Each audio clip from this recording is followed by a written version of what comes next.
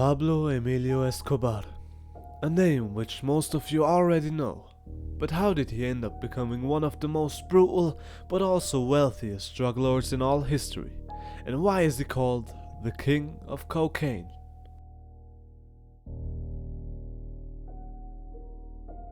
Pablo Emilio Escobar was born on December 1st, 1949, in Rio Negro, Antioquia. He was the third child of 7 and grew up in the neighboring city of Medellin. His father was a small farmer and his mother was a teacher.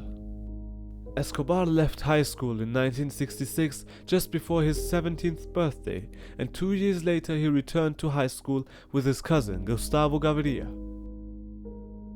At this time, the hard life on the streets of Medellin had polished them into gangster bullies. The two dropped out of school after more than a year, but Escobar, who did not give up, briefly became autonomous in Latin America by forging high school diplomas.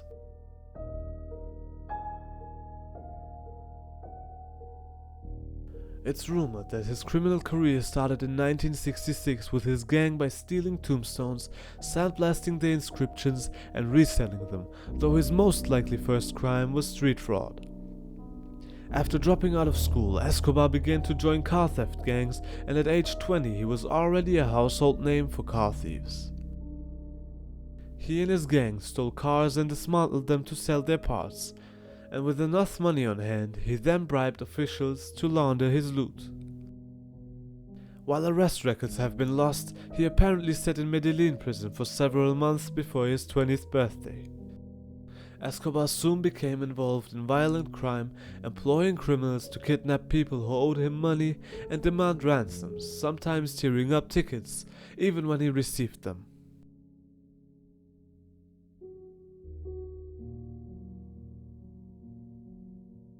Escobar had been involved in organized crime for a decade when the cocaine trade began to spread in Colombia in the mid-70s.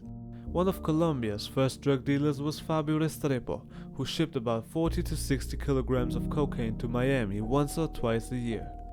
Under Escobar's mastermind, Restrepo was assassinated in 1975 and Escobar seized his market and business. His meteoric rise also caught the attention of the Colombian Security Service, who arrested him in May 76 on his return from drug trafficking in Ecuador. The agents found 39 kilograms of cocaine in the spare tire of his car. Escobar managed to change the first judge in the lawsuit and bribed the second judge, so he was released along with other prisoners. The following year, the agent who arrested Escobar was assassinated. Escobar continued to collude with the law enforcement in the same fashion. His strategy came to be known as silver or lead, or money or bullets. Although the Medellin group was only established in the early 1970s, it expanded after Escobar met several drug lords on a farm in April 1978, and by the end of the same year they had transported about 19,000 kilograms of cocaine to the United States.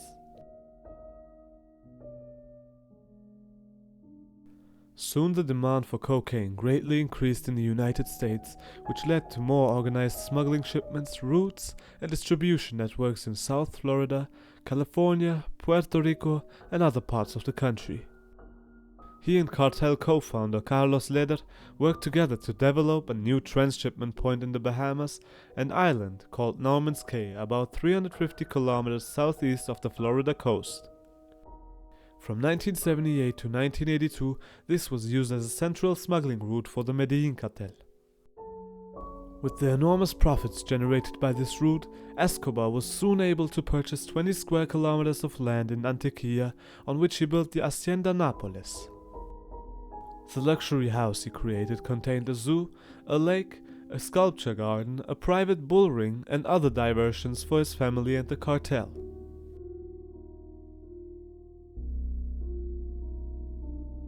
Escobar was also involved in philanthropy in Colombia and paid handsomely for the staff of his cocaine lab.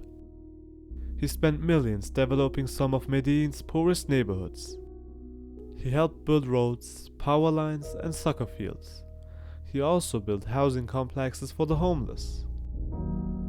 In 1982, he successfully entered the Colombian Congress. Although he is only an alternate, he is automatically granted parliamentary immunity and the right to a diplomatic passport under Colombian law.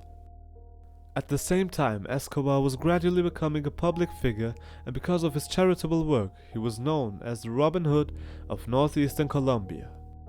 He himself said in an interview that his fortune came from a bicycle rental company he set up when he was 16 years old.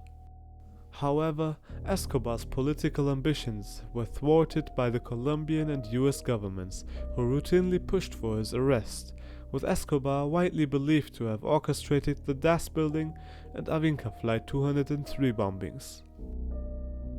In 1991, Escobar surrendered to authorities and was sentenced to 5 years imprisonment on a host of charges, but struck a deal of no extradition with Colombian President Cesar Gaviria, with the ability of being household in his own self-built prison, La Catedral.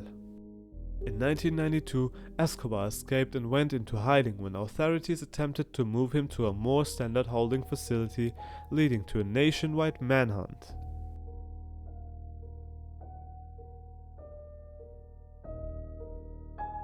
Escobar faced threats from the Colombian police, the US government, and his rival, the Cali cartel.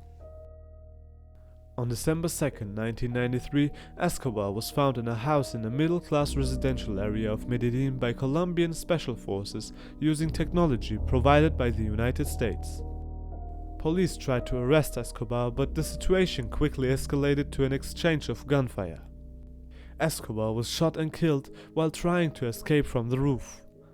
He was hit by bullets in the torso and feet, and a bullet which struck him in the ear, killing him. This sparked debate about whether he killed himself or whether he was shot dead.